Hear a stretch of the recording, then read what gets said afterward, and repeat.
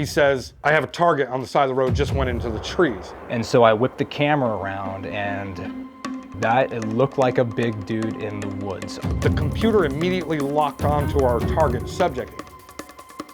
63 feet from the camera, 7 feet tall. Is it me, or does this look similar?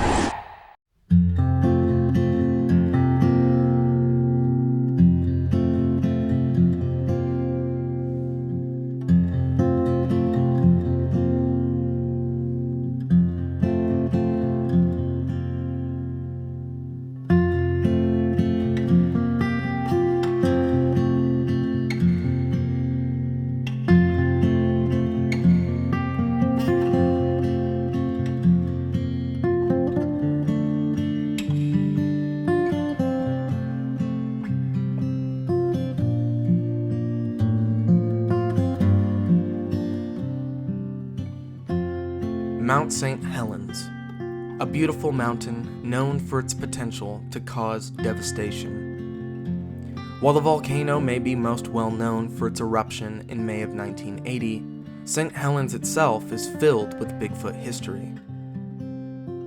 In the previous episodes, I showcased the work of Chris Spencer, Rebecca Slick, and Gerald Mills, who began their foray into Sasquatch research in the shadow of the mountain. However, as I learned in September of 2023, they were not the only researchers in the area, when Chris and Rebecca took me to one of their old friends on the mountain. Down the road. Hi, how are you? Oh, hi! Hello. We brought people.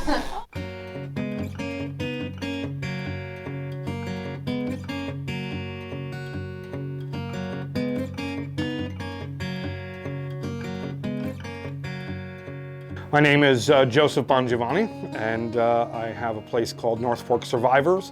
It's actually twofold kind of career, one being Bigfoot research with the Cascade Sasquatch Research Organization.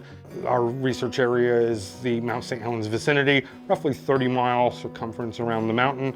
On the other hand, also have a museum that we're putting together, and we're going to showcase information about the people that were involved with the eruption.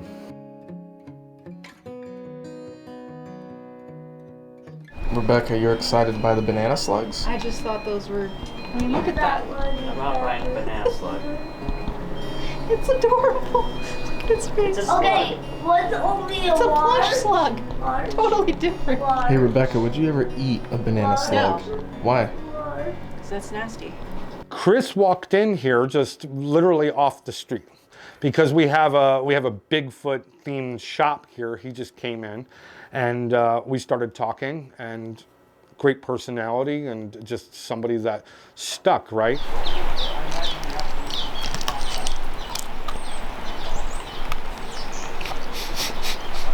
Hello.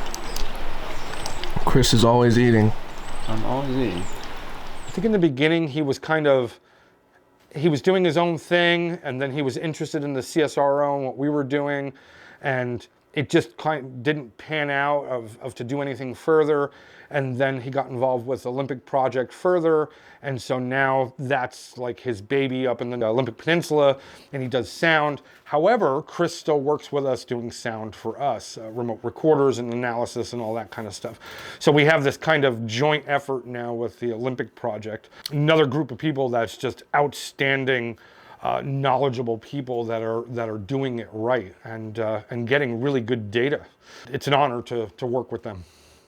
Joe's interest in the Sasquatch topic was sparked by an encounter he had in 2010 in the nearby Gifford Pinchot National Forest. Two friends of mine and myself were on Forest Road 30 out in Gifford Pinchot National Forest, and we're looking for a campsite. We're supposed to go camping the following weekend, and we're looking for a campsite that was kind of off the beaten path, off the main road. And so then checking these side roads, come up to a left-hand curve in the road, and there's a two-track road that goes into the woods to the right. And I turn to my friend and I say, hey, what about this road here? And at the same time, hit the brakes to stop there so I don't pass it. And All at the same time, while I'm doing this in this short stop, all of a sudden something comes out of the trees on the right-hand side, runs across the front of my car, through the blackberry bushes and the rhododendrons, and disappears. Looked like a man, about 6 feet high, very dark. Couldn't see the face, but the face, there was a contrast to say dark brown on black. Moved very strange, kind of a forward-leaning motion, kind of an arm flail, almost like somebody being chased by bees, and very, very fast, very fluent, and gone. We hung around for a while. Naturally, it crashes your afternoon, right, when that happens, trying to figure out what this was. My friend that was with me actually just came out and said, I think that was a Bigfoot, because we couldn't figure out what it was. It was in middle of September, so, you know, dry road, gravel, no footprints, no evidence, whatever it was. I don't know, it kind of all of a sudden was like, there's something to this, right? Seeing is believing, and it was pretty darn clear. Yeah, so what we did was started kind of going out in the woods. Didn't know anything about Bigfoot, didn't know about field calls and all that fun stuff. We would put apples high up in a tree about 10 feet off the ground and put a bell on it. And then we'd kind of go through the woods and be looking, using flashlights and stuff like that. Didn't have gear, didn't have thermal imaging, night vision, didn't have any of that. And just started learning. Shortly after that, the TV show Finding Bigfoot started. And I remember calling my friend up and saying, hey, we're not crazy. They're doing a TV show about it. So there's other people out there that are doing this. And just started evolving and learning, and kind of came up with our own methodology throughout the years. Didn't really pay attention to what everybody else was doing, just kind of came up with what we thought worked best. Joe's efforts to find an answer to what he saw in 2010 coalesced in the formation of his own research group, the Cascade Sasquatch Research Organization. So Cascade Sasquatch Research Organization started about a year after that event happened, 2011. The biggest event with that is we had 4 t-shirts made, and we had t-shirts that had our name on it, right? The hopes was to become some sort of a big regional organization with a lot of like-minded people, and we found that actually the smaller specialized group was working better. Like-minded people with skills that can go out and efficiently collect data. We say Cascade Sasquatch Research Organization, very loose organization.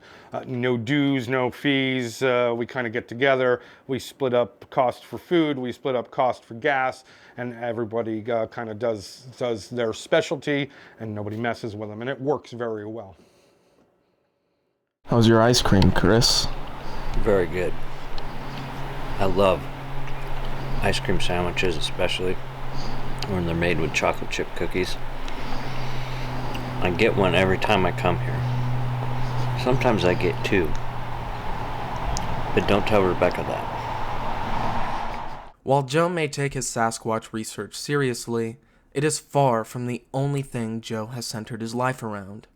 The key to this is in the very name of his museum, the North Fork Survivors Museum. Through the 1980s and the 1990s, there was a group of people that would meet here that were all survivors from the eruption, and they would come up here and they'd have this kind of yearly get-together, and they were referred to as the North Fork Survivors, and that's where the name of our place actually came from.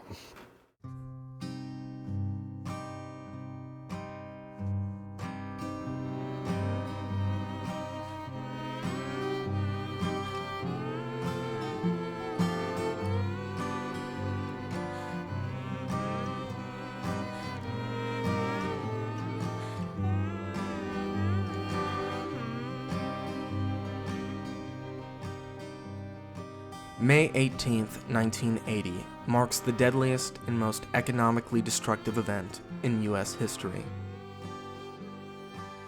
When Mount St. Helens erupted, it took the lives of 57 people and destroyed 200 homes, 47 bridges, and 185 miles of highway. The mountain's height was reduced by over 1,000 feet, leaving a 1-mile wide crater in its wake. Ash covered the surrounding countryside for miles, leaving people to clean it off their houses and personal belongings for weeks.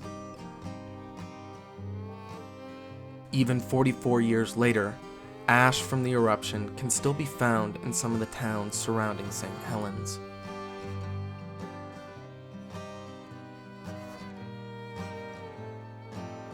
The eruption affected everyone, including future Sasquatch researcher Gerald Mills. It was sad, because I loved that area up around the mountain. Spirit Lake was one of the most beautiful places I'd ever seen, you know. And hiking up around Spirit Lake, you know, we went up into the smaller lakes up north of Spirit Lake, Obscurity and Grizzly Lake. And it was just kind of sad that all of the trees are gone now. You know, they're starting to come back, but the mountain really changed everything.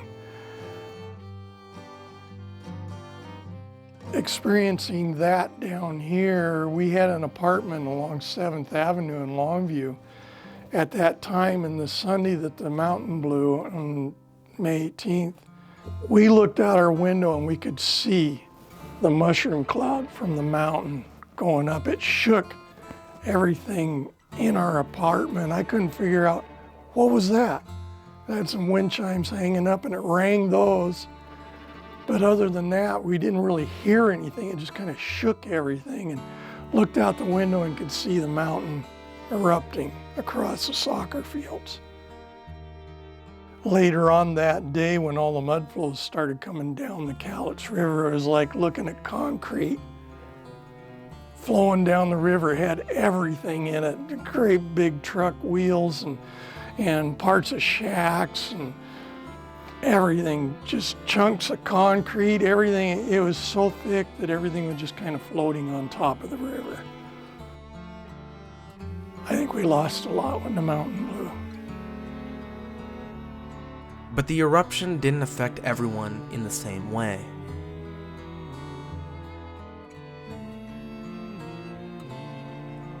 All right, so we go back to May 18th, 1980, right? Here I am, a young kid, just getting interested in science and so forth. Mount St. Helens itself was kind of the first scientific event that I kind of looked at and said, that's amazing.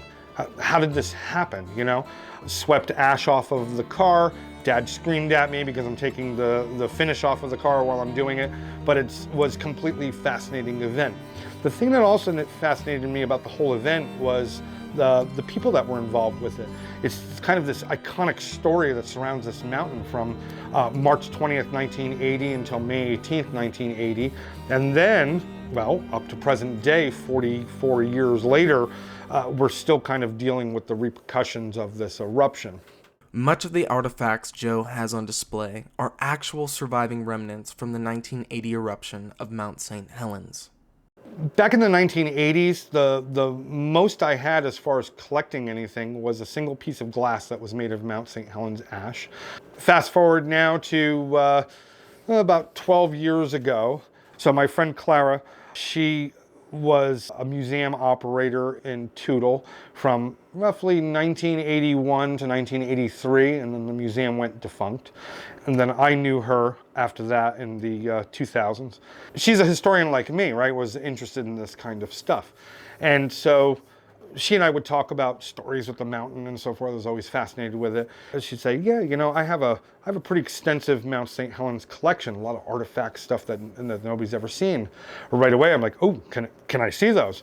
No, you can't see them. Would you ever sell them? Would you ever consider selling them? We can put them in the shop. No, I would never sell it again. And I'm thinking to myself, why are you telling me this? Just to torture me, right? And so for 12 years, I have to sit and wonder what it is that she's talking about and never think about it again. Well, unfortunately, about a year and a half ago, I get word that Clara had passed. And so we go through that whole thing.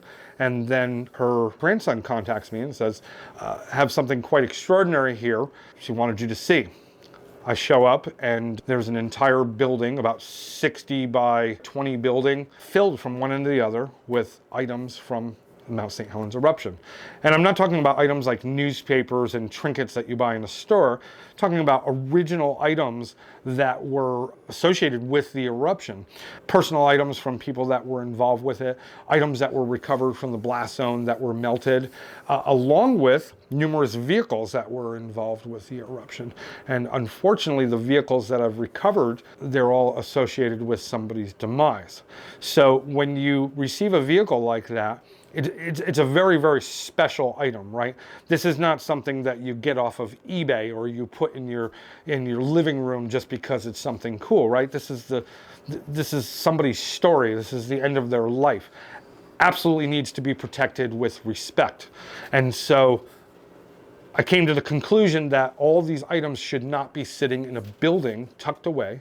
So we are going to put faces and stories to the names on the plaques, and we're going to give these people the respect that they deserve. So the work begins. Have all of these unique items, things that I never thought I would ever see in my life, have come through the door here and are in boxes, and every time I open another box there's something else that's even more extraordinary. What we're trying to do is finish the conversion of our building and put these items on display so that the general public, school children and so forth, can see them, and instead of looking at pictures in a book, they can see these items firsthand. My dad used to say, fate can make a plaything out of a person's life. And in fact, I keep going over deciding whether or not I should get a tattoo of that, because it keeps being proven true over and over again. For 10 years, I had two friends, Ron Rainier, Blair Barner, that owned this place. In that 10 years, they had this place, well, they put it up for sale about 2 years after I'd met them. And I used to joke around with them saying that I'd love to buy it, right?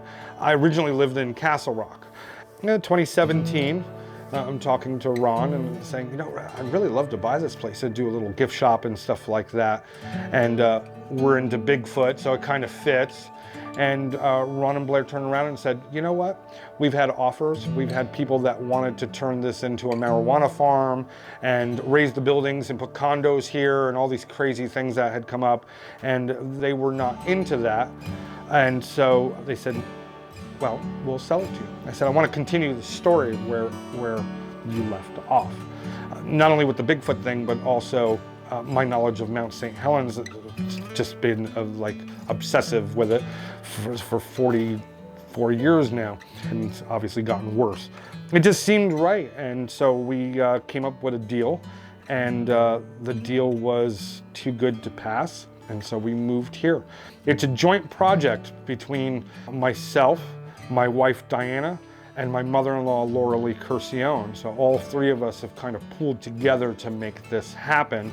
And we all live on site, have my daughter Phaedra here with us, and it gives her a really, really cool environment to grow up in. Being 7 years old, she has a helicopter pad outside. She gets to see items from this national historic event that's right here. She gets to ride around in a Humvee and do research stuff, and it's kind of a neat thing. I wish I had that kind of childhood growing up, right? Just outside of Joe's shop is a tiny roadside marker that lets people know they've arrived. A 22-foot tall statue of Bigfoot. So the statue was built by a lady by the name of Beverly Roberts, and she was known for making concrete animal statues all around the Northwest. Prior to her building that in 1994, there was a Bigfoot statue that was out there. It was made with chicken wire and carpet over it. And we had neighbors that lived down the street here. They had a bunch of young boys who were pretty rambunctious, and one of them set the Bigfoot up on fire in the middle of the night, and it burned down. So when somebody burns your Bigfoot down, what do? You rebuild it out of concrete. And so Beverly Roberts came here. It took her 2 years to build it. She basically built it like a 3D printer. She started at the feet and went all the way up to the top with scaffolding. And now we have Bigfoot out there. This program that I'm working on, Outstanding Program, brings you unique things. I'm going to actually tell the world something on this show here that nobody has ever put anywhere on the internet. And that is that the Bigfoot outside, his official name since he was built is Barney. And Nobody knows that. So you guys are number one. There you go. Well, thanks. As of recently, business at the North Fork Survivors Museum and Interpretive Center has been slow due to the closure of the Johnson Ridge Observatory. While the road itself is open to a certain point, road closure signs placed at the start of the road have inadvertently harmed Joe's business. So there's a large landslide. Johnson Ridge Observatory is closed. And we don't know if it's going to open this season or not. It's still up in the air. My guess is probably not. However, the road is open up to milepost 45.4, I believe it is. And that would be Hummocks Trail, Coldwater Lake, Coldwater Visitor Center. How do people help? Come in, visit us, come and walk through, talk. The other thing is too, is as a museum, we're open to donations. Is there anybody out there that is a history buff like me? I have unprecedented items here that nobody has ever seen. The fact that they exist is absolutely amazing, and they need to be preserved. And you know as well as I do, it's extremely expensive. And unfortunately, I have to preserve all of this out of pocket right now, and that's pretty difficult to do.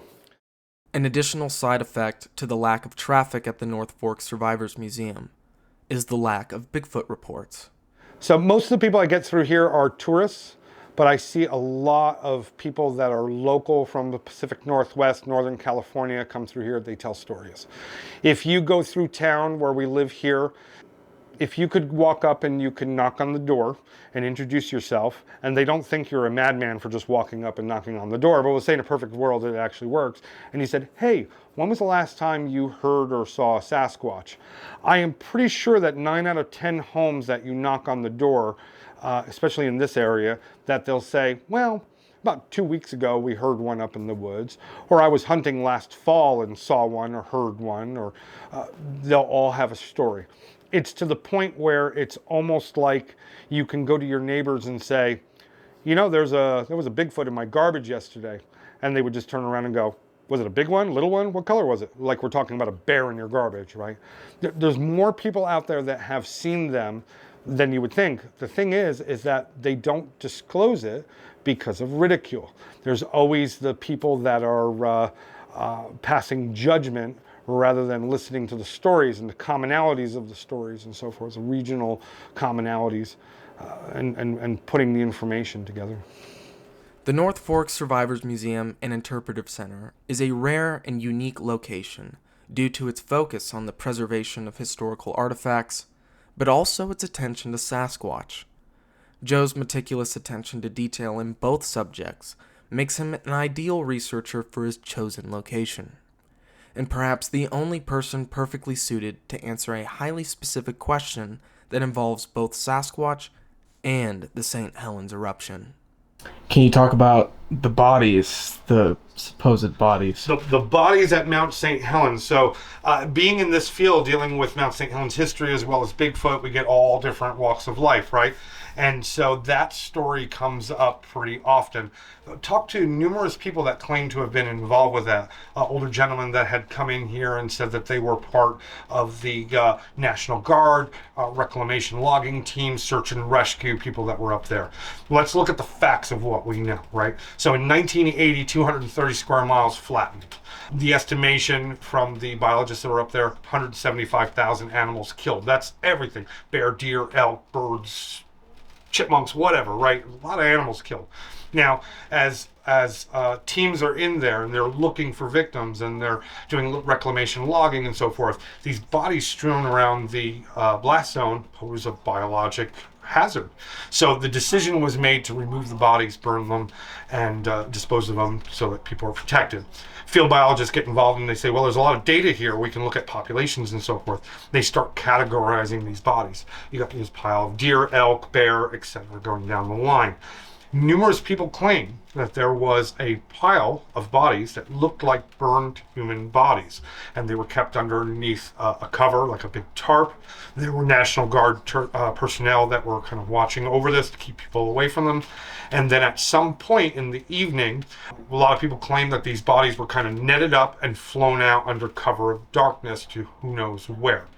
Now, the story goes a little bit further too, in that some people claim that an individual was recovered, was still alive, a Sasquatch, and that was given medical attention and put in a Jeep, driven through the blast zone, looking for its friends, family, or whatever, making calls into caves. That part I'm skeptical with, right? Because we're looking at a blast zone where the entire forest is on its side. Where are you driving a Jeep? Well, we can look at facts. Michael Lemieux is a cinematographer, very talented, was in the blast zone around May 25th with that eruption. Takes him 8 hours to walk a half a mile, and yet supposedly they're driving a Jeep. So that part I'm not really comfortable with. But the part with the bodies that were recovered, after talking to numerous people, they give details of where individuals were stationed around this pile. It's a consistency of 6 to 8 bodies that were under there. I haven't met anybody yet that says I know exactly how many, but it was kind of an estimation. They describe hands, feet, that burned hair, blackened bodies that they had been killed by the heat blast from the eruption, and they all talk about what type of aircraft took them out, and the details fit up, and these people fit together, and these people don't know each other.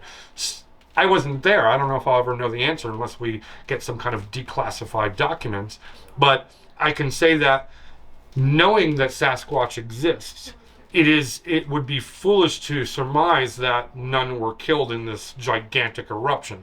So it's absolutely possible. And I think they would have, if they find the bodies of deer and elk, they probably would find bodies of Sasquatch. While the truth of whether Sasquatch bodies were recovered and subsequently hidden away during the 1980 eruption may never come out, the story brings up an interesting question for the Sasquatch researcher in general. Where are the bodies? If there is a population of human-like creatures living in the Pacific Northwest, surely someone would have found a body by now. I don't know, I haven't seen any. So all we can do is speculate at this point. My thought is that's a multifaceted answer. There's only 3 answers to go with it. 1, Pacific Northwest. Now I can only speak for Pacific Northwest. We have Bigfoot sightings all over the country, high desert, out in Pennsylvania, Florida, in the Carolinas, all different terrain, right? So I'm gonna speak for the Pacific Northwest. Wet, acidic soil, right? We have porcupines, we have mice, rats, all of that. Large animal dies, decomposes. There was a study done using the body of a deer, see what the decomposition rate was in the Pacific Northwest. About 2 weeks, including bones, everything, right? Well, where'd the bones go? Well, they are mostly eaten by small rodents and porcupines because calcium is a very hot commodity in nature. So that's one possible answer right there. Acidic soils don't preserve anything. Number 2, we're looking at this like an animal, right? So large predator out in the woods. In the years I've been doing this, I've asked countless people, have you ever found the body of a bear out in the deep, dark woods? Ever find a body of a cougar? I've never come across anybody that's ever found one, unless they were hit by a car. But to just find a dead cougar out in the woods, I don't know of anybody that's ever found one. If anybody ever has, I would love to hear about it because that would be the first one. It just doesn't happen. Probably because of 2 reasons. 1, the soils, decomposition rate, animals that scavenge looking for calcium. Number 2, large predators tend to go to places that are safe. Deep, dark brambles in the woods, small caves, under logs, something that usually, if they're not well, dying, ill, injured, kind of hunker into something. Do they die there and we just don't find the body? And then the breakdown process takes place. We don't find anything. Number 3, we talk about hominids with, basic social structure, more developed frontal cortex, language, thinking, reasoning, curiosity. So who's to say they don't bury their dead? We see it in other animals, bury their dead. So it's not that far-fetched to surmise that these guys may bury their dead also. Dead individual to a small family group would be a very, very dangerous situation. Gives away your location, calls in other animals, predators, not a good situation. So maybe they bury their dead. I don't know. My hopes is that one day there's going to be one of our glorious Pacific Northwest landslides, and that there's going to be some kind of like what elephants do, where they have an elephant graveyard. Maybe there's a Bigfoot graveyard somewhere where they've been putting all the bodies, and this mountain's going to open up and it's going to be full of bones, and we'll go, huh, there's our answer, right? But we'll have to wait and see. Aside from accounting for natural decomposition, or the theory that Sasquatch may bury their dead, another intriguing question has to be raised. Just how many Sasquatch are there? While the Bigfoot world may debate possible population guesstimates, members of the Olympic Project have their own stance on the matter. As far as researchers go, I'm way on the low end of numbers. Like if we were to take the entire Olympics, if I was going to guess how many were in the Olympics, I'd say maybe 20. That's not a popular guess. I think most researchers would say 1, 2, 3, 400. No, I think if there was those kind of numbers, I think this game would be over. I think that there are much fewer. I think they're quote unquote going extinct. Because with today's technology, everybody walking around with a phone, everybody can record, even the kids. And when's the last good film we got? Roger Patterson, 1967. Think about it. If their numbers were growing, and now all these humans everywhere has this recording capability, we'd have much better film by now. So I think they are dwindling. I don't know, I could be wrong. But I also think they're just uber smart, and they know how to avoid us. But I also think we're kind of their Achilles heel too. I think that we do provide a lot of their entertainment. Think about it, they probably don't have a lot to do as far as entertainment's concerned, but when we come out into the woods, you can hear us from a mile away, and we probably smell funny and we look funny. We do funny things. They have to be curious, and that's why they're seen so often around campsites. I think this gives them some entertainment. I don't think there's that many of them, honestly. Honestly, there's a lot of people that go missing that we never find anything of them, which is unfortunate. But there's a lot of wilderness out there, and there's a lot of animals. I think you're gonna have things get cleaned up pretty quickly. I will say that I lean towards there's less of them than a lot of people think, but I don't think there's so few of them that we need to close all the forests down or something to protect them. I don't, there's, people like to yell the word endangered a lot. The thing is you have to have numbers in order to prove something's endangered, and you also have to have had, the animal has to be accepted by science first. So at this point, even just with the audio that Chris has collected, I think that there's enough pockets of them throughout the state, and I would just picture that there's a lot of states with similar situations to where there's a viable population, and they can move farther than we can in all that tough stuff. So I really don't think there's a problem that they can't migrate to find mates if it gets down to that. I think they're doing a lot better than we think. And I think we tend to, as humans, we like to get involved in every aspect of nature, even though we know so very little about it. I think we could very easily, while being well-meaning, mess everything up by having to tamper with it.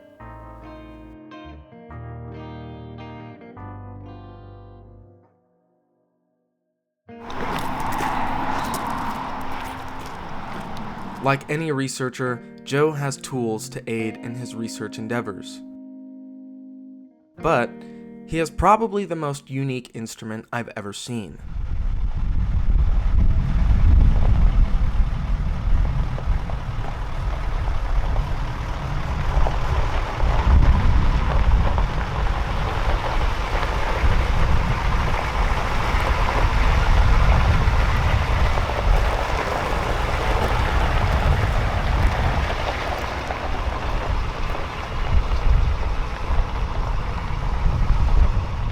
Joe calls it the MCSV SEP 3, or the Mountainous Cryptozoological Survey Vehicle, Systems Enhancement Package 3.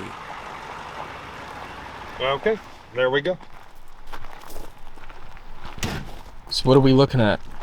This is a research vehicle for the Cascade Sasquatch Research Organization, basically repurposing something that the government would have thrown away, right?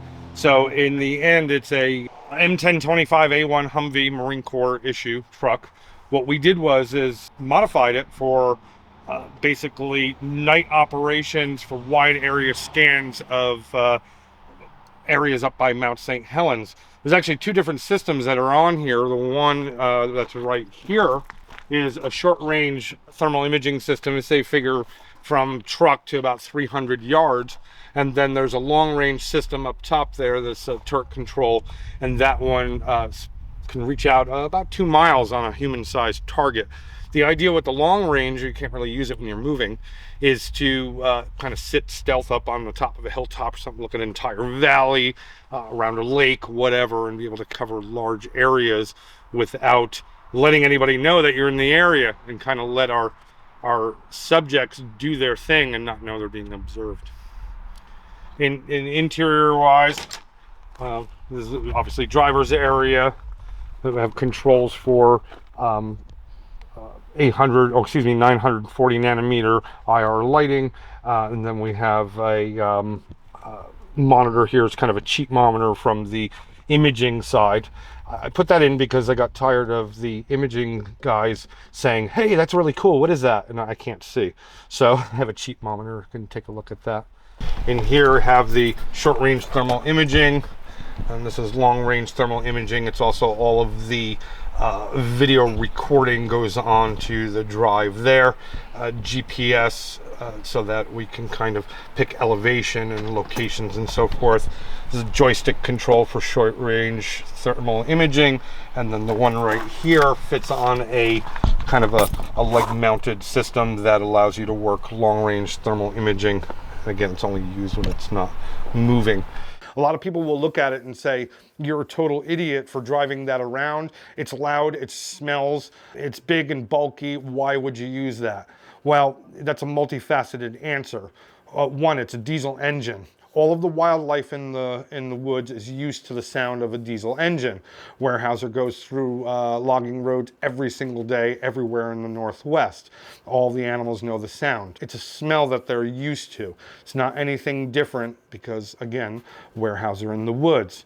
I've gone out with Joe 3 or 4 times now, and we usually ran the Toutle Range, which it's a mountain range that runs between the north and south fork of the Toutle, and it's pretty impressive how running lights out. Joe uses night vision. He has IR headlights, and then I would run the thermal unit on the passenger side. And when we're lights out, even with the noise of the vehicle, the animals they would look at us, but they didn't run off. They weren't scared. I don't know how many elk and deer we've seen. I've seen some big bucks in places that I've never seen big bucks before. The road will be covered with rodents constantly running. And what's funny, as soon as Joe goes to full headlights, all those animals disappear. So they see lights coming and they leave. Like we kind of did a test. We ran half a night with no lights, and I was seeing deer and elk and rodents everywhere. Then we ran with the headlights on, and I'm using the thermal still, and all those animals were gone. They would see the lights coming, and they would hear us, but they associate the noise and the lights, and then they disappear. So it was impressive. The noise did not bother the animals. They were like, "What's going on?" They can't see any headlights. They don't know what's coming, and they just kind of stood there. It gives you the capability to sit right in the middle of wildlife in the woods, and they go about their business like you're not even there. In regards to Bigfoot, obviously they're a lot more intelligent than a deer or an elk or something like that, right? Sentient being, he's working out what's going on. And the idea is to create confusion. If you're approaching a road and it's dark, what's the first thing you look for? Headlights, right? Is there a vehicle coming? So now what if you hear a vehicle coming, but there's no headlights? Is it stopped? Is it moving? Is it on another road going up the side of a hill? What's going on? I don't see any headlights. Well, it might be safe to cross.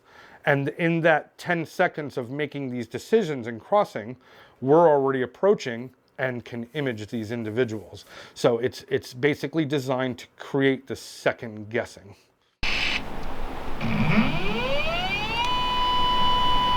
Right now it's running a self-check to make sure that everything's doing what it's supposed to.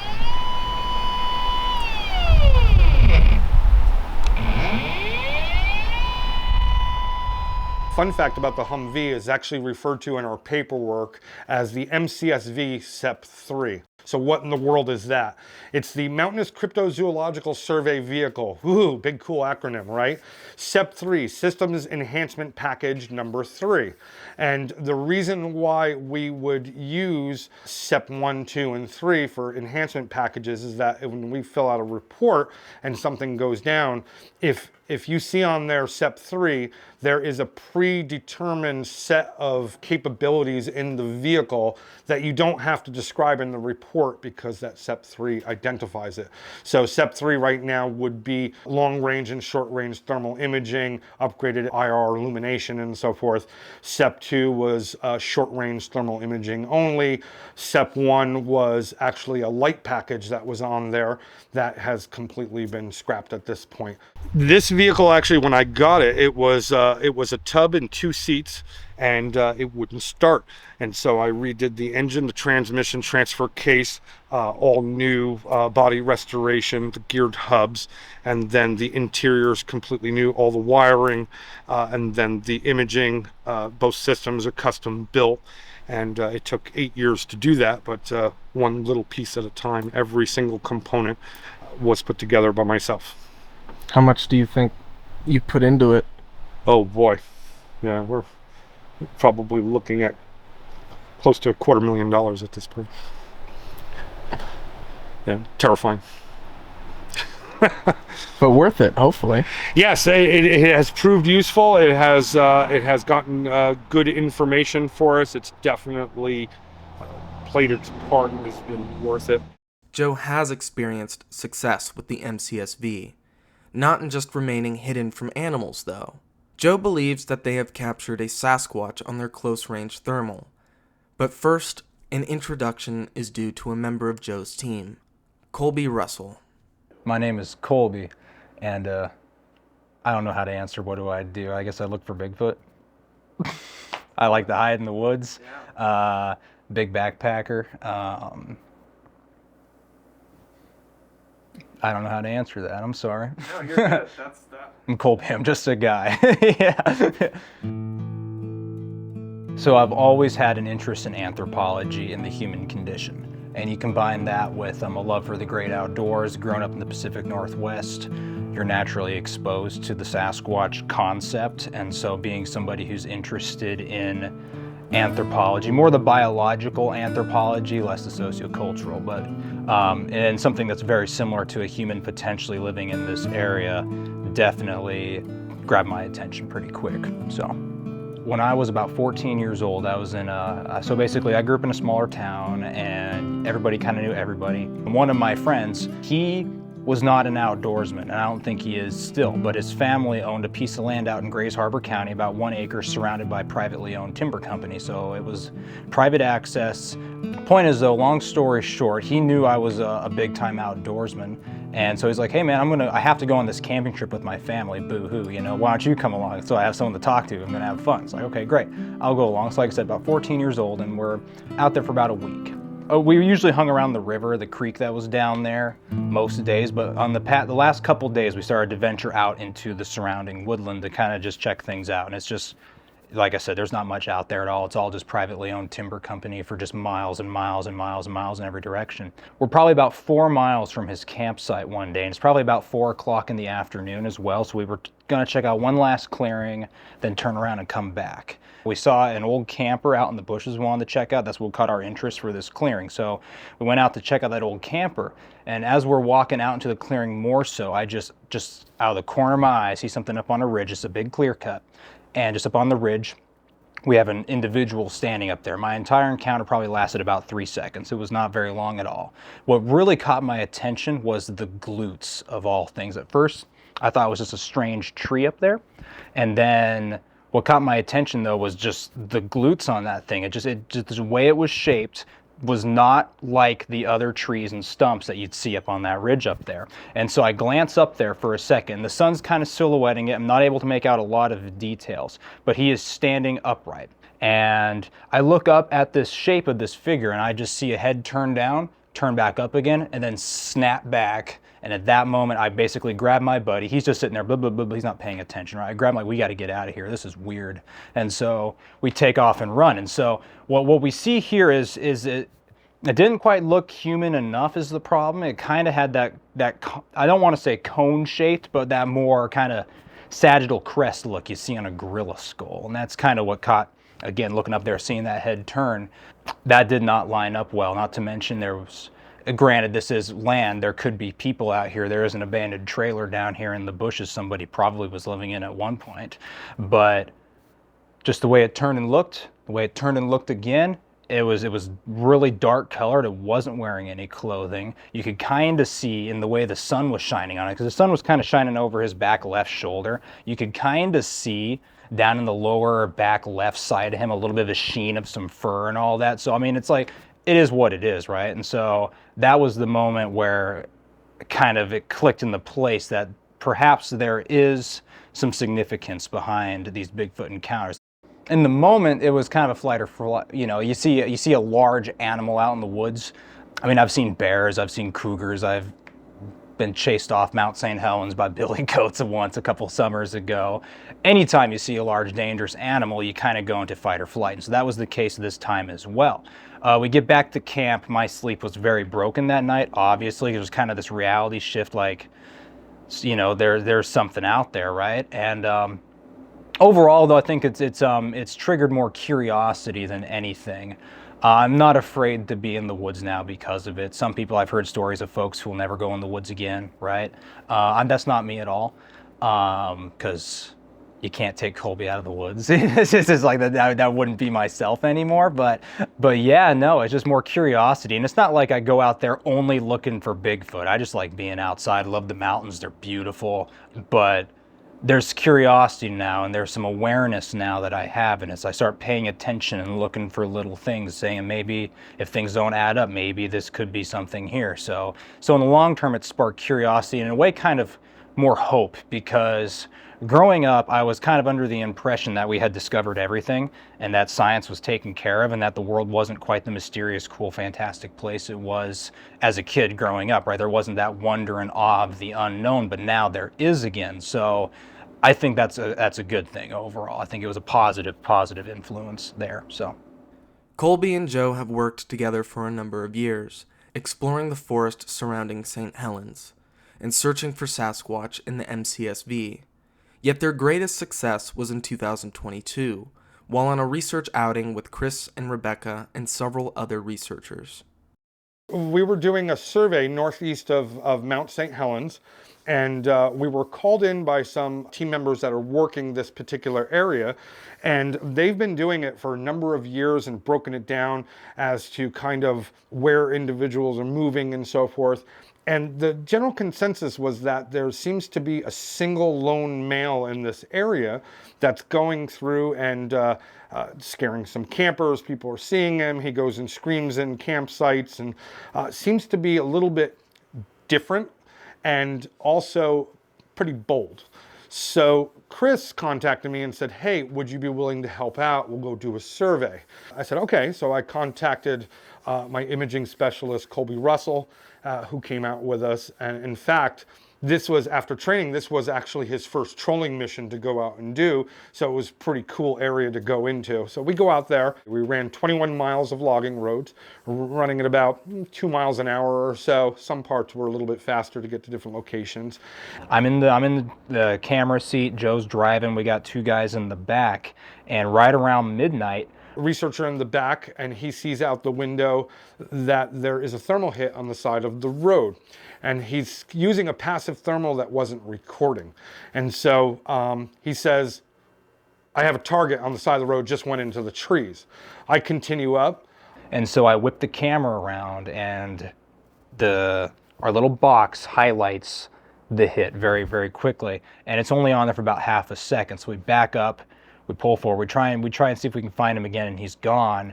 And the MCSV or the Humvee, when that's operating under an imaging mode, the person in the right seat is driving the vehicle, and the person in the driver's seat is following his commands. So I'm literally looking straight ahead, driving, that's all I do. And so he says, stop, back up. I'm doing exactly what he says. You know, Joe is asking, what'd you see? What'd you see? And it's like that, it looked like a big dude in the woods. Because at first I couldn't tell if it was a deer with its tail up, but I remember distinctly seeing a head and a shoulders. And that's absolutely what was on the thermal imaging. So here we are looking at the thermal imaging hit. It's actually a snap from the film.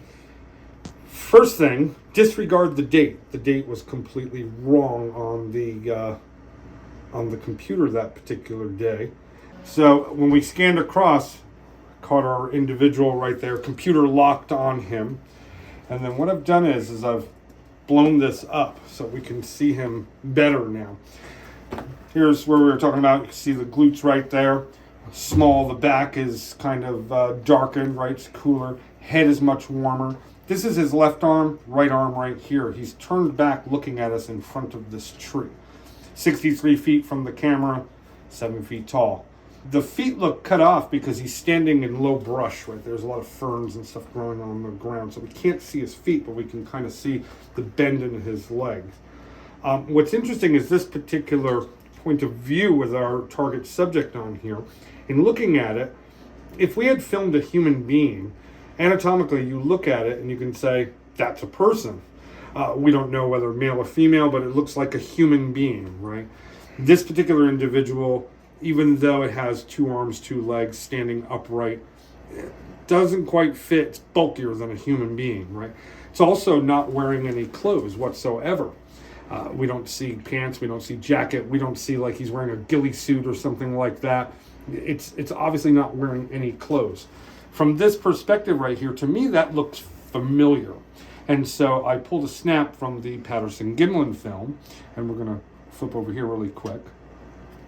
It's glutes, kind of low rear end, the back with the legs. If I flip back and forth, is it me or does this look similar? Not the same creature, but the same type of creature. And we can flip looking at this, and we're going to flip one more and one more. There again is that kind of low rear end, kind of the same bulkiness of the midsection. So quite interesting. While not definitive, what is captured in the thermal image is distinctly humanoid looking. However, I had one question immediately upon seeing the image. What is the yellow box? So it's a short-range thermal imaging system. Say within 600 yards you can get a target. It has been changed a little bit because there is a proprietary addition on it that allows it to differentiate or look at the temperature differential compared to the ambient air temperature of the environment. And it looks for 98 to 102 degrees. Should it find a target that fits within those parameters, it will put a yellow box on that target. And the reason why I built it that way is because the original generation overhead thermal system that we use did not have this feature. And what would happen is we would do a survey and we would see a target in the woods that looked human-like or interesting, or somebody crouched down or something, and we'd keep looking at it. Then we'd have to get out of the vehicle, and you'd go and look towards it and go, that's a rock. That's a termite mound. It's a stump. Total waste of time. Now, when we look at termite mounds and stumps and warm rocks and all of that, the computer completely ignores those. As soon as it sees something alive, yellow box, and there you have your hit. Now, with the thermal hit northeast of Mount St. Helens, the computer immediately locked onto our target subject, indicating that he was within the range of 99 to 102 degrees, which immediately rules out leftover sun from the day, warm spot, some sort of artifact that the computer's looking at, right, is a definitive hit. So not only do we have a computer locking on it, saying that it's a living thing between 98 and 102 degrees, but we also see anatomical features glutes, musculature of the back, and so forth, that indicate that it's a bipedal hominid that we're looking at. And also we see the heat distribution of the being itself that matches perfectly with what we would expect from a living being, and it's not some kind of flat single temperature item that we're looking at. We can see the structure of it, right? So quite interesting hit. As mentioned earlier, the thermal hit is not definitive. However, it is extremely compelling, and as is the case with any piece of compelling evidence, it must be followed up on. So after conducting interviews with Joe and Colby, we returned to the location where the evidence was captured to recreate the scene, giving us a size comparison and more knowledge on the lay of the land. Cliff Barrickman once said to me, and I live by this now, bad day Bigfooting, nice day camping. Do you feel the same? Oh yeah.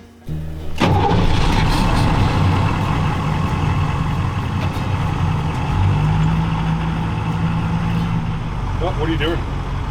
Just doing a range of motion. Okay, Clear right. clear right. Clear right.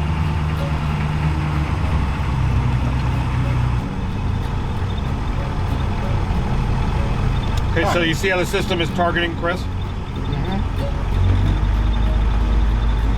I got you. This is where the team members saw the target on the side of the road as we came up and around. And then Colby swung the camera around to the left. You guys were going this same way? Correct. This is the spot that the thermal hit was taken. Right about here's where I think he said, oh, it's a dude. But I think the thermal hit occurred right about in this area. Okay. And Rebecca's down there? Yeah. Okay. So they roll a little bit further past me and then back up slowly, and Colby can start recording as well. You're recording all the time. Yeah? Right. Colby can pan until he sees her. I'll move her to a different position, and we'll just have go back and forth and have Colby panning like he was. Okay. And we're putting her in several different positions, and then we can later we can look at the film and see, oh, she's closer or she's further, and hopefully pinpoint the tree, because it's hard to tell right now. It's been 2 years. Absolutely.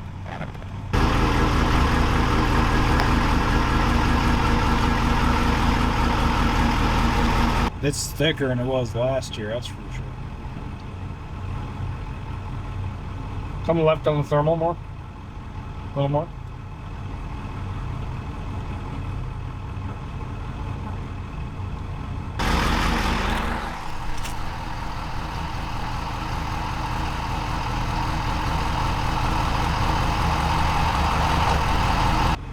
Right, so she's dead at 9 o'clock.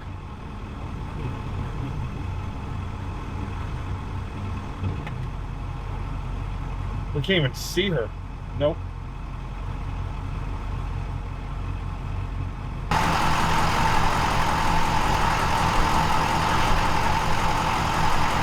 You found her? So you see how it's targeting?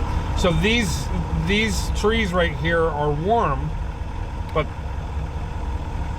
it targeted the individual in there. Move it to the right just a hair. Left. Down a little bit. There you go. I think the targeting system will work better as the sun sets. Oh, absolutely. The bigger the temperature differential, the better it works. Yeah. But it is grabbing them. That's not the tree, though. I can tell you that much. And with the Doug first. Yeah, that's definitely not the tree. No, move that. Rebecca, go over there. I think it was in there somewhere. Over here. Rebecca, What? tell me what you're doing. Trying to recreate a thermal hit. And you're the bait. I'm the bait, that's right. Trying to find the exact tree. Lots of trees. Well, it looks pretty big in the picture, so I don't know how much. They said it was like 63 feet from the road. which it wouldn't be any further than this. Yeah.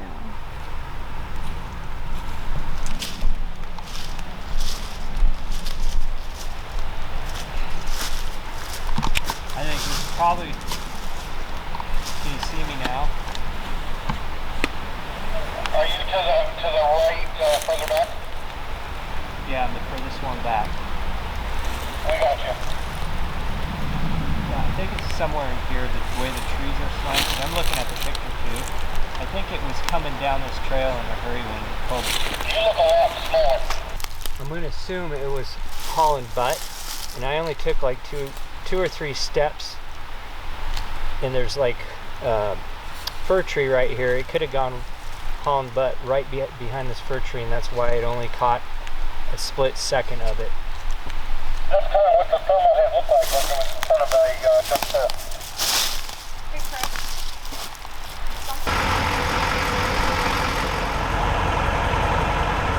See, as they get closer to us, now the size is the same. But it was no way that close to us. Oh yeah, it's not even the same. You can see all of his clothes and everything. Yeah, the hat. You can even see his beard is cooler. Yeah. You guys aren't even the same in size or anything like that. I think it was further away. Now, the question I have is the trail, does it kind of go out this direction and anywhere towards the right? It goes down and around and goes down. There's a road right there. Oh, it does. Okay, because when we looked at the film, it kind of looked like he took off. He went about 1 o'clock position. Took off. Yeah. Does that make sense down there? Okay. That's what I mean. I think it was on the trail. Using the trail. Yeah. Tell people all the time, does this prove Bigfoot exists? Not at all. No. It's a thermal imaging hit. Yeah. Thermal imaging. Yeah. Another piece of evidence. However, deer, bear, elk, they don't run away on 2 feet. Just saying. When the scene was reconstructed, basically, Chris and Rebecca went back and they kind of reconstructed what had happened there. They determined that it was about 63 feet from the camera and was 7 feet tall. There was a small trail at the base of the tree that it was in front of. As near as we can tell is that this individual was, his lower half of his body was facing away and he was turned around looking back at us. And the Humvee was completely blacked out. We know he can hear it and he can smell it, but we think that there was about maybe 10 seconds of confusion in that, is the vehicle in front of me? Is it still coming down the road? What's happening here? And at the last second when I pulled forward, I think he realized it's right in front of me and he took off and ran away. I was pretty happy with these results because the system that we use, that's absolutely how it's designed. It's designed to create that 10 seconds of confusion where our target subjects aren't quite sure what is going on. Is the vehicle there? Is it moving? Is it stopped? What's happening? And that gives us time to get a picture of them. Because if we go down the roads with the headlights on and the overhead light bar and stuff, they're out of the way, miles before we even get there. Through the aid of Chris and Rebecca, Joe and Colby were able to get more information out of the thermal than would otherwise be possible. Conducting these recreations are a necessary part of the research process, as they provide further context for the proposed video evidence. Without any type of data collection, all it would be is an image and a story, but thankfully, it is not so. However, for Joe, the work is not complete. So ultimate goal for the CSRO, should we discover Bigfoot? So let's just say we get a video or something like that and bam, we nailed it, right? I think the ultimate goal would be protection. There's a controversy back and forth about you need a type specimen and all of that. Don't know how that's going to happen. Don't really want to get involved with that. Don't want to injure, maim, catch one. Don't want any part of that. My goal is to get video proof, physical evidence that is indisputable. At that point, could we get some sort of federal legislation to protect them before somebody with a gun goes out and shoots one? We need to know what we're dealing with before there's even the thought of a type specimen. We don't know how many are left. We don't know what their distribution range is, and we don't know anything about them, right? So my thought would be, endangered species right off the top, right? Because they're so rare, they can't be a mainstream animal in the woods. I think we're seeing something that's very, very rare. So in a nutshell, it would be protection is kind of what we're looking for. Now, should somebody else hit it, there's all these people out here that are doing Bigfoot research, and they're hoping that they're going to be the one to find it, name it, all of that. Well, that would be fun. It would be fun to name it and so forth. But frankly, I really don't care if another team, for example, Olympic Project, right, doing great work, they go and they get this indisputable evidence, right, proof Sasquatch exists.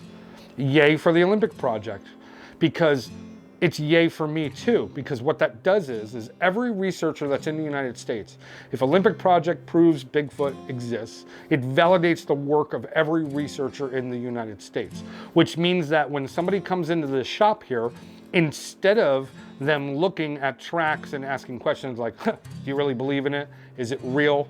Now they're going to come in and want information. What do you know about the Sasquatch in the Mount St. Helens area? What have you guys learned? Hey, we can use a little bit of funding. We can use some help here, right? Because again, we pay everything out of pocket. People might be interested in saying, hey, we want to help you out to further the research in the Mount St. Helens area. So a lot of the Bigfoot researchers that are out there, they get naysayers and so forth. And I've had everything in the world said to me about, whether you need medication, you need to get a life or whatever. This is a fantastic question that is being asked, right? Either Bigfoot is real or Bigfoot is a story, right? There's only two answers. Either it's not or it is. If it is, absolutely fantastic, right? What is it? What's the lineage? All the stuff that we can learn. If you proved it wasn't real, well, it's still a remarkable answer, because that means that this story has survived since Native American times and is in our culture. It's ingrained. Little kids know about it, right? Completely ingrained in our culture.